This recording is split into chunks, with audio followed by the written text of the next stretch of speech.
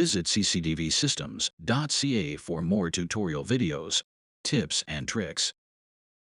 Open the Smart PSS app, go to Devices, checkmark your system, and press the Export button. Choose the path and press Save. Then press Export and Yes. After you download the Smart PSS Lite app, open the installation file.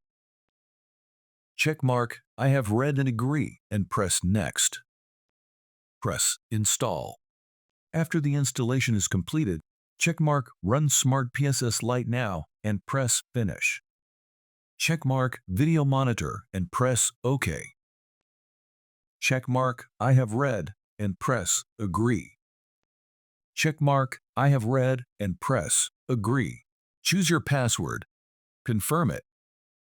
Checkmark Auto Login and press Next. Choose the answers to the security question and press Complete. Press Not Now.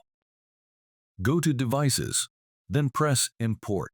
Choose the path for the previously exported device. Choose the exported file and press Import. Here you go. The system is online, and you can watch your cameras live or playback. Visit CctvSystems.ca for more tutorial videos, tips and tricks.